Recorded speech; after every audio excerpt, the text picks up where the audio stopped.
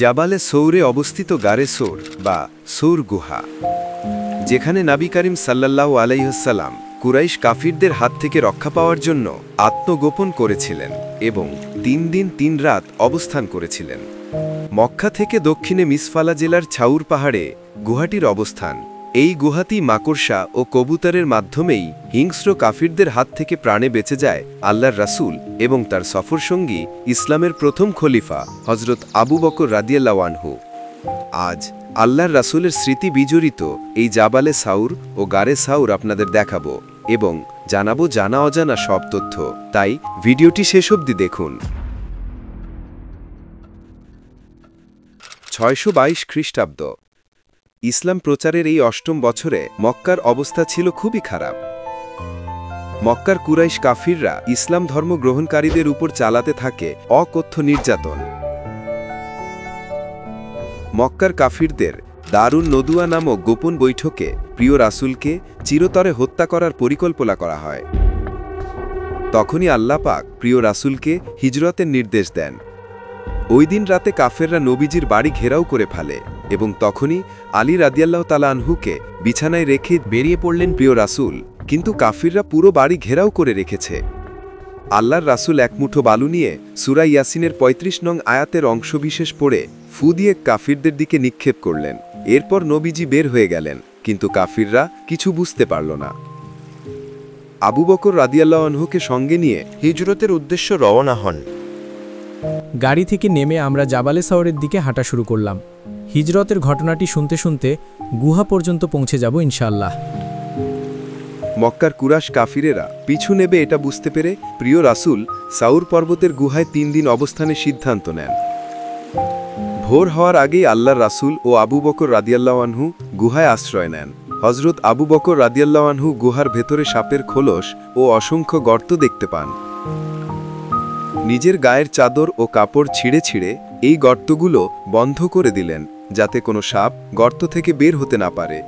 কিন্তু চাদরের সব অংশ শেষ হয়ে যাওয়ায় একটি ছিদ্র তিনি বন্ধ করতে পারেনি, সেটি নিজের পা দিয়ে বন্ধ করে রাখেন। একটি বিষাক্ত সাপ অথবা বিচ্ছু গর্তের ভেতর থেকে পায়ে কামড় বসায়। তখন আল্লাহর রাসূল ঘুমাচ্ছিলেন। প্রিয় নবীজির ঘুম ভেঙে যাবে এই ভয়ে আবু বকর রাদিয়াল্লাহু আনহু বিষক্রিয়ার যন্ত্রণা নীরবে সহ্য করছিলেন। বিষের যন্ত্রণায় এক ফোঁটা অশ্রু নবীজির কপালে পড়লে নবীজি জেগে ওঠে এবং বিষের জায়গায় নবীজি তার পবিত্র মুখের লালা লাগিয়ে দেন। আল্লাহর কুদরতে হযরত আবু বকর রাদিয়াল্লাহু আনহুর শরীরে বিষক্রিয়া বন্ধ হয়ে যায়। আল্লাহর নির্দেশে গুহার মুখে মাকড়সা জাল বুনে ডিমে তা দেওয়া শুরু করল একটি কবুতর। উটের পায়ের ছাপ ধরে আবু জাহেলের বাহিনী পৌঁছে যায় জাবালে সৌরের পাদদেশ পর্যন্ত। তখন হযরত আবু বকর রাদিয়াল্লাহু আনহু ভয় পেয়ে বলেন, হে আল্লাহর রাসূল, আমরা তো ধরা পড়ে যাব, ওরা অনেকজন আর আমরা মাত্র 2 জন। তখন আল্লাহর রাসূল বললেন, নিশ্চয়ই আল্লাহ আমাদের সাথে আছেন। খুঁজতে খুঁজতে আবু জাহেল বাহিনী গুহার সামনে চলে এলো, কিন্তু রাখে আল্লাহ মারে কে। তারা ভাবল মুহাম্মদ এই গুহাতেই লুকিয়ে আছে, কিন্তু গুহার মুখে মাকড়সার জাল কেন? একটি কবুতরও গুহার মুখে বসে ডিমে তা দিচ্ছেন। ধোকায় পড়ে গেল কাফির বাহিনী।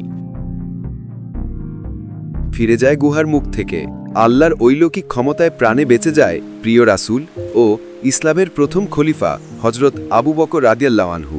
উনারা ওখানে 3 দিন 3 রাত অবস্থান করেছিলেন এবং এখান থেকেই হিজরতের সূচনা হয়।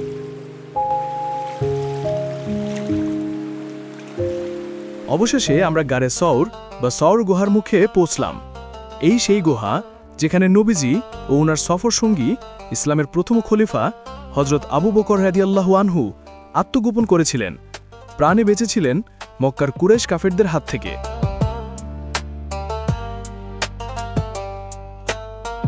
যুগে যুগে ইতিহাসের সাক্ষী হয়ে এই পাথরগুলো আল্লাহর কুদরতে এই রকম অক্ষত অবস্থায় দাঁড়িয়ে আছে। এই পাথরগুলো প্রিয় রাসূলের স্পর্শ পেয়েছে। এই পাথর প্রিয় রাসূলের সাথে মোলাকাত করেছে। তাই এই স্থানটি দেখে মুসলিম ভাই বোনেরা আবেগে আপ্লুত হয়ে যায়, চোখের পানি ফেলে প্রিয় রাসূলের প্রতি ভালোবাসা প্রকাশ করে। তবে এই স্থানে এসে অনেকে পাথরে চুম্বন করে, পাথরে নাম লিখে দিয়ে যায়। এসব না করার জন্য নির্দেশনামূলক সাইনবোর্ড এটি। বাংলাসহ 6টি ভাষাতেই এটি লেখা হয়েছে।